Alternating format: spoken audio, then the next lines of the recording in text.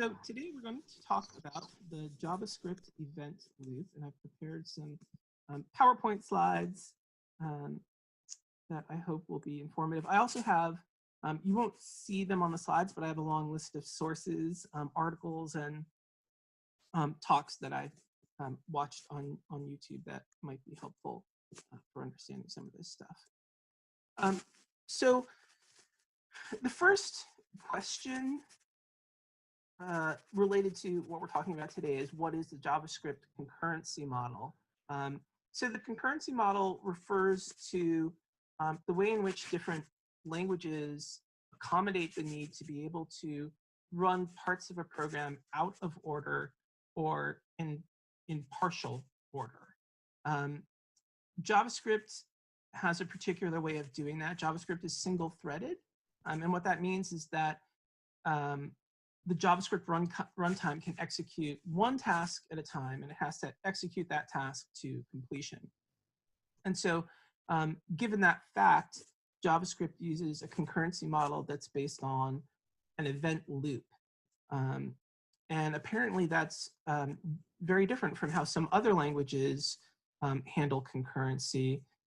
Multi-threaded languages like C and Java and C++, they take a different approach because they are multi-threaded. And so some of those terms that I just used should become clearer as we go on, but that's sort of the overarching idea. We need to be able to do more than one thing at a time in JavaScript, and yet JavaScript is single-threaded. So how do we work around the need to be able to do multiple things at the same time? So this is a rough diagram of the concurrency model in JavaScript. There's a portion called the runtime, which is composed of the heap and the call stack. We'll talk in more detail about the heap in a little while. First, we'll talk about the call stack. There's also web APIs that we'll need to touch on, and something called the callback queue, and then the event loop itself. And so we'll talk about each of those roughly in that order. So the JavaScript runtime, as I mentioned, is composed of a memory heap and a call stack. The memory heap we'll talk about in a little while, but it handles memory allocation for objects.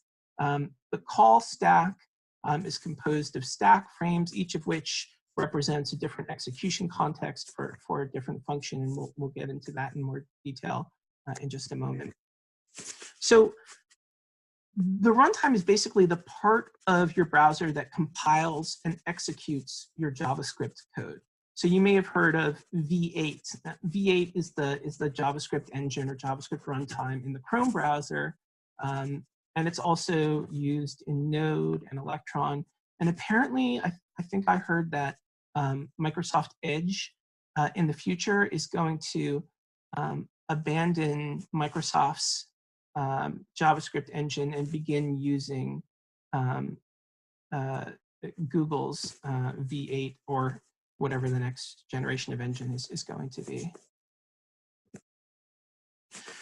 So I said we're going to talk about the call stack first. So first, what is a stack? A stack is a data structure to which elements can be added or removed. And the reason they call it a stack is because it's analogous to a stack of physical items, like a stack of plates.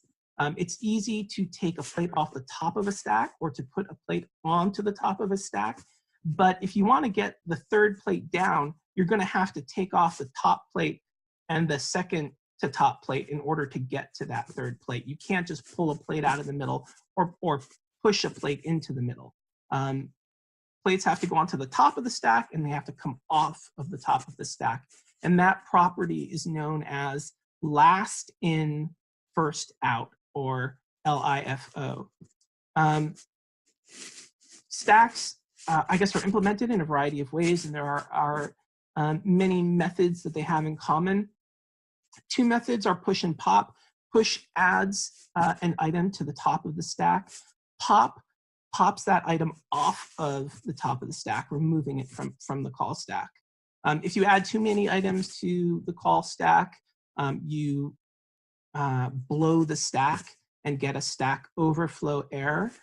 So you may have encountered that if you were writing a recursive function and you forgot to put in a stop condition for your function.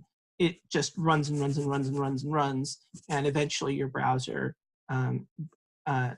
throws an error telling you that that tab is crashed and you need to close it. So that brings us to the idea of a call stack. So a call stack is a stack that stores information about a program's active subroutines. And the primary purpose of the call stack is to keep track of the point at which each active subroutine should return control when it finishes executing, and to where it should return control. So when a subroutine is called, whatever called that subroutine pushes something called a return address onto the stack. And that called subroutine, when it finishes executing, it pops off of the stack and returns control to that return address. So, the return address just refers to the point in the program to which control should be returned, and that's going to be whatever called that routine. So one of the features of the JavaScript call stack is that subroutines can be nested to any level. So you can have a function that in its body calls a subfunction, and that subfunction in its body can call another subfunction, which can call another subfunction, so on and so on and so on. And so one of the consequences of that is that recursion is like a built-in feature for JavaScript. And apparently, I don't really understand this, but apparently that's not true of all computer languages. Sometimes you have to go to extra measures to enable recursion in some other programming languages. So the call stack is composed of stack frames. So, or sometimes they're called activation records or activation frames. So each stack frame corresponds to a subroutine and an execution context for that subroutine. So I'm going to show you a series of slides that were created by a developer named Philip Robertson, and he gave a talk at JS Scotland in 2014, and then he repeated the talk at JSConf EU, I believe in 2016, and it's a very popular talk, and it's entitled "What the Heck is the Event Loop?" And he gives a lot of really interesting examples, sort of explaining how the event loop works and what the call stack is and all the sorts of things that we're talking about right now. So the piece of code that you see on the left contains 3 functions and then a call to one of those functions at the bottom. And on the right, you see the call stack. So the stack frame, the yellow square, or sorry, yellow rectangle that you see now is a representation of the script itself. So that's just sort of the context of this script. So what happens when the script begins to run is that the interpreter goes through and it looks for functions and variables, and it declares those functions and variables and assigns values to them. And then after doing that, it begins to run any of the code in the body of the script. So it sort of just goes through and it looks at all those functions, and then it gets down to print square. And when it reaches print square, it pushes a stack frame onto the call stack. And print square now becomes the active subroutine, and an execution context is created for print square. We then move into the body of print square, and the first thing that you see in the body of print square is this variable squared. To get the value of squared, we need to call square. And so We then shift control to a new active subroutine and a new stack frame and a new execution context for the function square. And the only thing we see in the body of square is a call to multiply, which means, as you've probably guessed by this point, that we then create a new stack frame and push multiply onto the top of the call stack. Multiply just multiplies its arguments A and B. And as soon as it is completed that, it returns control to the function that called it along with its value. So what happens then is that multiply is popped off of the call stack, and control is returned to square. But square is now basically done. It's gotten its value for multiply, and it can return that value and return control to print square. So square is popped off of the call stack, and we get back to print square. And we're now done with that first line of print square, and we're ready to move to the second line of print square, which is the console.log. So doing that, we create a new stack frame for console.log, a new execution context. That piece of code is executed. It logs the information, and then it is popped off of the call stack, and we're returned to print square. Print square is now done, and it's popped off of the call stack, and we're back to main. So that is an illustration of the last in, first out principle that we were talking about, and also an illustration of how functions can be nested and called in sequence, as I was mentioning before. So that's the call stack part of the JavaScript runtime, but there's also the heap part. And I don't have a whole lot to say about the heap. It's essentially an area of memory that JavaScript uses to allocate memory to objects. Not every object is stored in the heap.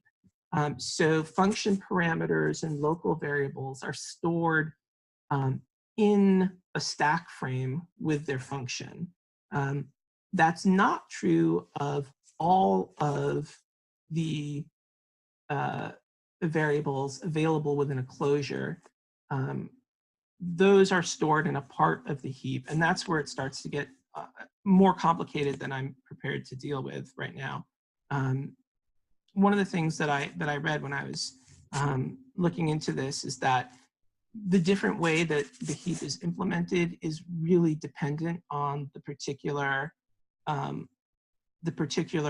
engine that you're talking about. So the V8 engine has a very particular way of dealing with local variables, and it may not be the same way that that other JavaScript engines like that used by Edge or by Firefox deal with those same issues.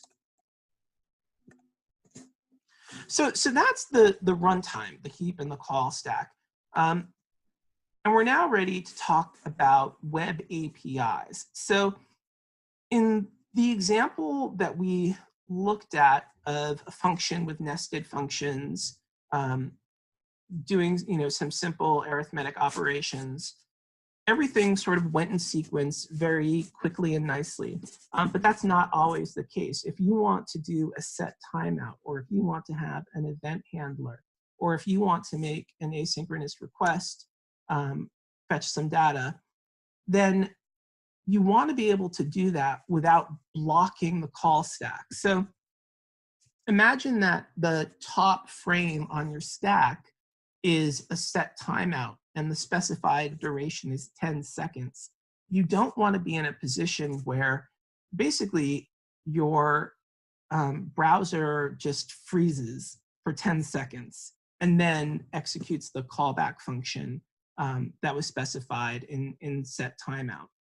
And so the way the browser accommodates this is there are a variety of APIs, including a timeout API and an event API, and a whole bunch of other APIs that allow you to move what would be a blocking subroutine off of the call stack and move it into the callback queue or into a different queue. The callback queue is the most common queue, and that's what most people are familiar with. That's how set timeout and events are handled. Those tasks are added to the callback queue, but there are a couple other types of queue that I'll talk about in just a second. And I'll talk about the event loop more in just a moment.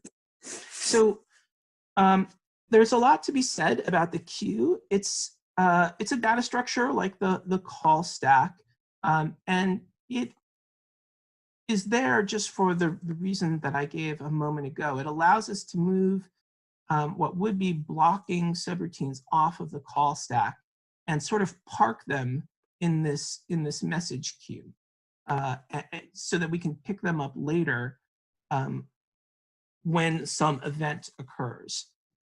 So I gave the example of set timeout.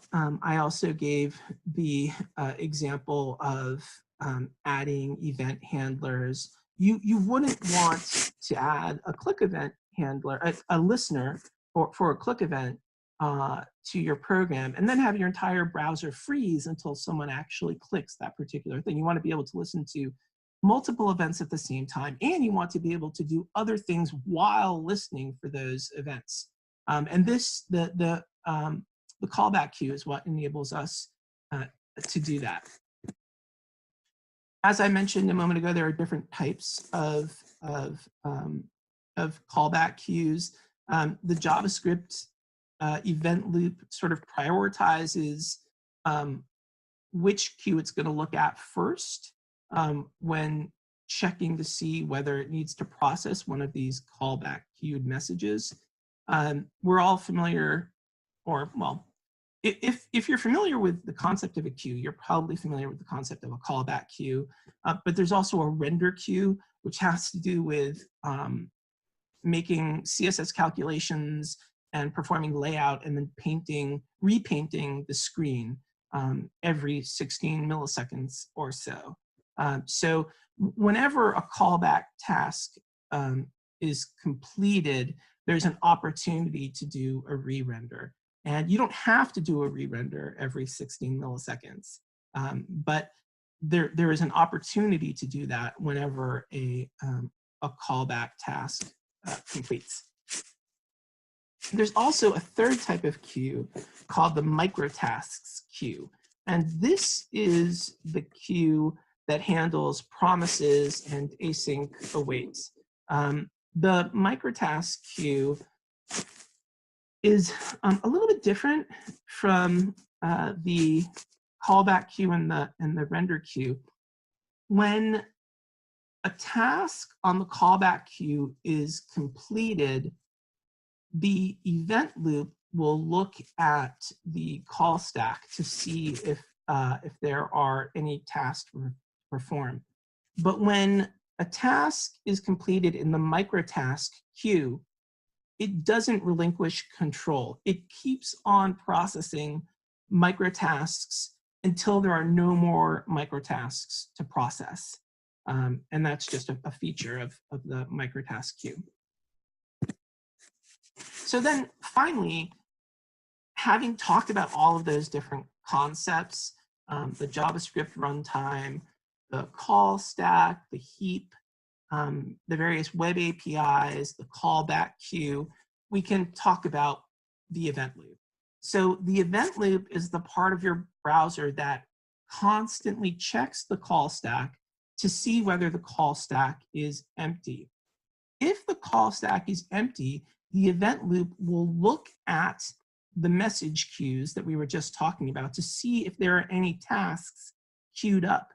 If a task is queued up, the event loop will move that task to the call stack, and that task will then execute. So the event loop is just doing this constantly. It's looking at the call stack. If the call stack is empty at any point, it looks over at its various queues to see if there are any queued tasks. And it grabs those tasks and adds them to the call stack so that they can be performed. So for example, if you have a set timeout, that set timeout is pulled off of the call stack when it first appears and put into the callback queue.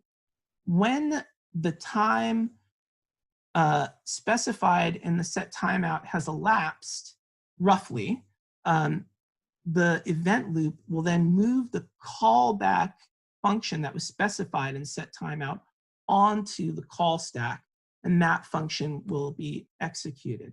The reason I say roughly when it comes to set timeout is that if there's a lot of stuff going on in the call stack, your callback function in set timeout may not, say you specify, perform this function in 5 seconds. Once 5 seconds have elapsed, if the call stack happens to be full, then the queued callback that was specified in the set timeout is going to have to sit in the message queue and wait until the call stack is empty. So when you specify, perform this function after 5 seconds, what you're actually saying is perform this function no sooner than 5 seconds from now. But it could actually be, 5.2 seconds, depending on what's going on in the call stack and also in the other queues. So that is very roughly how the concurrency model in JavaScript works and how the event loop works. As I mentioned previously, I have a long list of sources, articles, and talks that I was looking at when I was putting together these slides. And I will add those in a final slide and then make this, this slide deck available to anybody who was listening or would like to. So do I have any questions? These slides are really good. Can we consider maybe putting them all into a blog post? I mean, you have to create your own diagrams, but. Yeah, I thought about doing that. I did create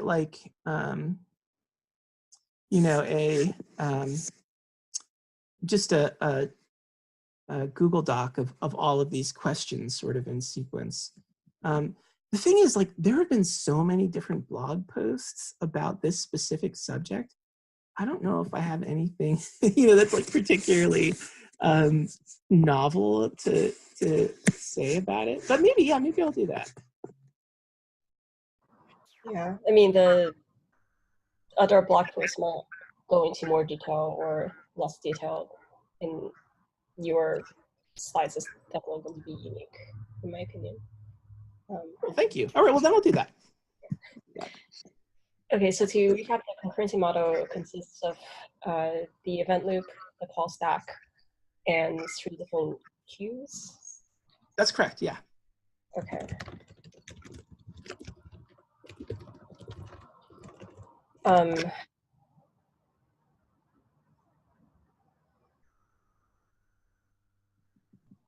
I'm trying to think of if someone were to be asked this in an interview question, what sort of question, or what, should we take each of these slide headings and pretend that there are questions that someone is asking? Well, one question that that came up, and I didn't put this into a slide, but I probably should have. One question that could come up is, why would you use set timeout with a time of 0 seconds? This is sort of a way of turning a synchronous task into an asynchronous task. if you use set timeout with a callback function and you specify, execute this function after 0 seconds, what's going to happen is when the set timeout first appears on the call stack, the set timeout API is going to pull it off the call stack and put it into the callback queue. And by putting it into the callback queue, it's sort of taken out of the normal flow of events. And what happens is, if there are any other tasks on the call stack, those will be completed, and only then will the event loop move the queued callback function onto the call stack. So you end up introducing a little delay, even though the time is set to 0, because remember, when you say, call this function after 0 seconds, you're really saying call this function no sooner than 0 seconds from now, which could be like 10 milliseconds from now or 5 milliseconds from now. So that was one of the things that I encountered that I thought was kind of interesting. And I don't know, like practically speaking, when you would use that. That's probably another good question. Like why would you ever do that? And what's a case where you might want to do that? I have a feeling that because of things like promises and async await, that's not something that you would need to do in modern JavaScript, but it's still something that could come up. I think I've seen a use where if you want something to run, if you want to make sure it runs after all the other things in the call stack runs, then use that set timeout 0 trick. You broke up a little bit. Oh, sorry. I said, can you hear me, by the way? Yeah, it's kind of a little mushy and echoey for some reason. I'm not sure why.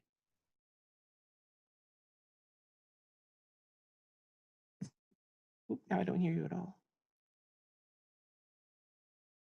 Okay, how's this now?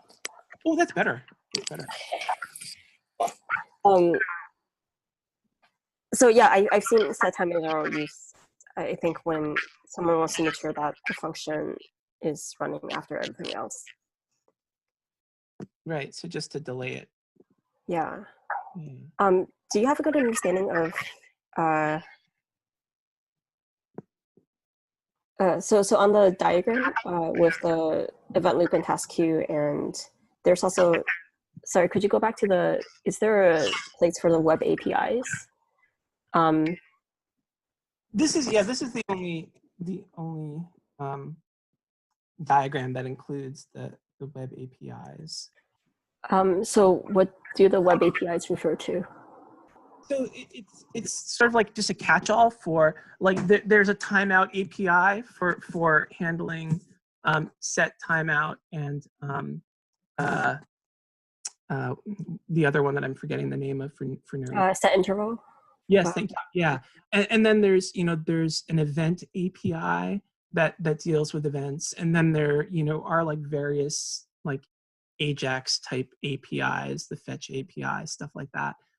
All of those APIs are like instantiated in the browser. They aren't a part of the JavaScript runtime. They aren't, the JavaScript engine doesn't interacts with them, but they are separate from the JavaScript engine. And so when the JavaScript engine adds certain tasks to the call stack, a web API may be, I don't know if invoked is the right word, but somehow swing into action and pull that task off of the call stack and move it into the callback queue or the microtask queue.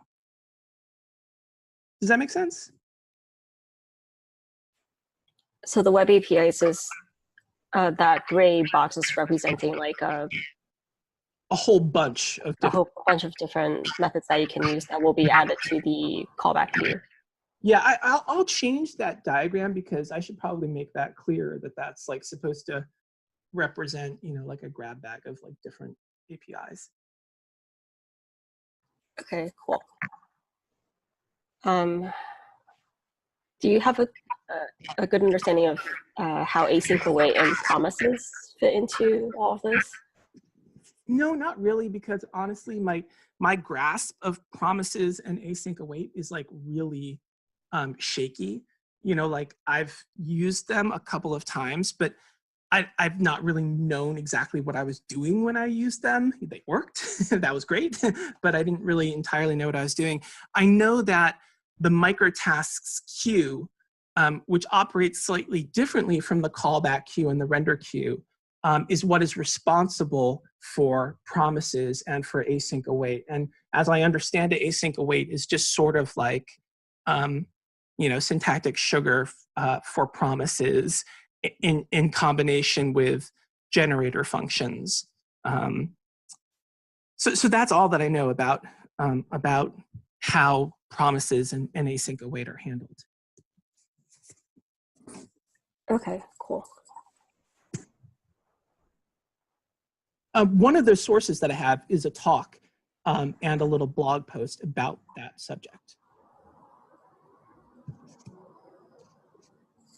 Okay, on YouTube or on? Yeah, it's a talk. I'm forgetting the person. It's like a well-known, you know, like developer evangelist person whose name I just can't remember right now. And he gave a talk at some conference, and then had like a corresponding blog post for the talk. So I'm gonna when I put in the sources slides, I'll categorize what, you know, like I'll say like, you know, call stack, and then any links that have to do with the call stack, and then, you know, like the queue, you know, and any things that have to do with that, so that it'll be sort of separated out. Mm-hmm. Cool, thanks.